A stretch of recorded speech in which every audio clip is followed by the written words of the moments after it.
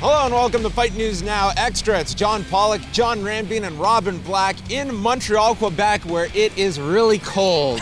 But we're doing this outside because we're here and we're going to give you the best experience possible of what's happening this week going into UFC 186. It's happening Saturday night. Certainly, guys, a lot of added buzz now with the addition, I guess the re-addition of Quinton Jackson to this card. The fight is on for Saturday with Quinton Jackson and Fabio Maldonado, and it seems that there is a lot of intrigue now attached with Quinton Jackson, just all the circumstances that have led to him returning to the card. Yeah, one of the things about mixed martial arts that a lot of the casual fans like is they like storylines, and you know, with the way this card was starting to shape up with when Rampage was off the card, Steve Bosse in, we've talked about all the fighters that are not on the card, TJ Dillashaw, Rory McDonald, but now you're getting to see that interest, the recreation of what is a good card, and luckily for hardcore fans and casual fans, that I think the supporting cast is really going to do their job, and I think we're going to see some really great fights, and because that's what it boils down to, is for the fans to get to see the best combat possible, and I think they're going to see it in addition to having these cool storylines. Yeah, I mean, all of that stuff is why people consume fighting,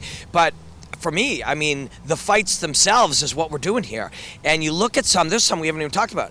Pat Cote and Joe Riggs. Like, you see Joe Riggs walking around the hotel, this warrior, this seasoned warrior, and you see how lean and cut he is trying to make weight, and you suddenly imagine, and Pat walks by him, they kind of give each other that nod that only veterans give, and you're like, oh yeah, these guys are going to go at it, you know? There's a lot of little fights like that. Hey, it depends what you like, why you watch fighting, because if you care about name value or star power, whatever that thing is, maybe there's a little less of it here. But if you care about great fights, there's a lot of that. Yeah, you talk about Patrick Cote, and what I like about this fight is we've had the chance to talk to Pat, you know, over the last number of months about his motivation for this, because, you know, he's been in this game for a long time, and he says, because I still enjoy doing it. You know, his future is pretty secure. He's made some investments, whatever money he's made in the U.S., now a broadcaster in French Canada. Exactly. Pat, it's a tough one. And he said, if I felt compelled, I don't know if I'd want to still be getting inside of the cage, but because of the fact that the other parts of his life are in order, he can enjoy it and enjoy the experience of,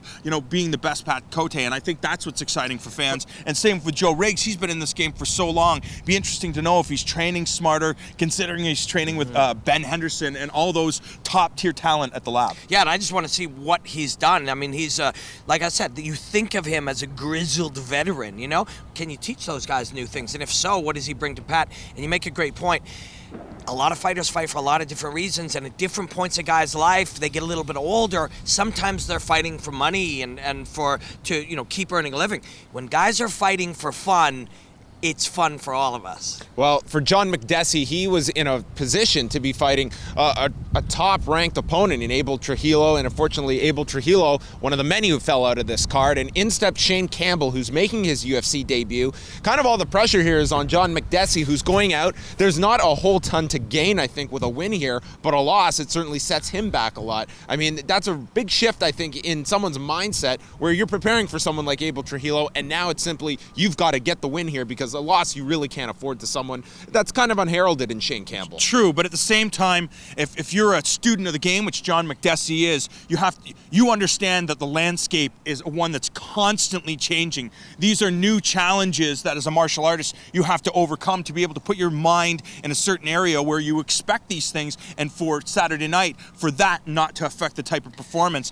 And for John Makdessi, I know he knows the type of talent that Shane Campbell is. If you've been on the scene, and John Makdessi, he started in the Quebec scene before he made his way to the UFC. This is a guy that was talked about in Shane Campbell for a long, long time. He has faced some good talent before he makes his UFC debut, and I think we're going to see a great fight. And I know that John Makdessi knows that Shane Campbell is legit. Oh yeah, he knows. And let's just look at how big that change is. The physical.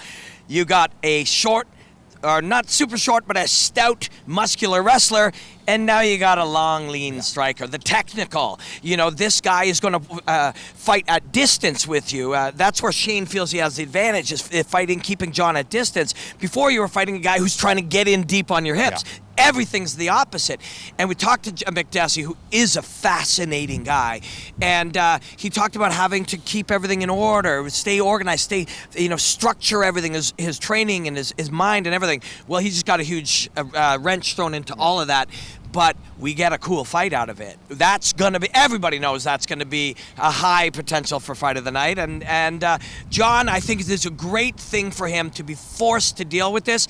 If he comes through, I think we're going to see a great performance out of him. If he comes through, he's taken another step by taking this challenge, taking the change, and making it work. I also want to touch on the women's bantamweight bout we've got coming up, featuring two Canadians in Sarah Kaufman and Alexis Davis. This is going to be the third time these two women have fought. Alexis Davis's first pro fight in 2007 against Sarah Kaufman. They would rematch again in March of 2012 on the same card where Ronda Rousey won the Strikeforce women's bantamweight title, defeating Miesha Tate. So it's a third time around for these two. We got to speak with both of them on Wednesday. Sarah Kaufman approached this very much that this was a hard fight for her to get into, having two wins over Alexis Davis, whereas Davis, she's been itching to come back. We haven't seen her since the Ronda Rousey loss last July. So kind of two contrasting points of view going into this fight. Yeah, it's number one for Alexis Davis. You can see how it's a win-win situation. She's already lost to Sarah Kaufman twice, but she now has an opportunity to avenge those two losses. For Sarah Kaufman, she's like, okay, well, I want another crack at Ronda Rousey.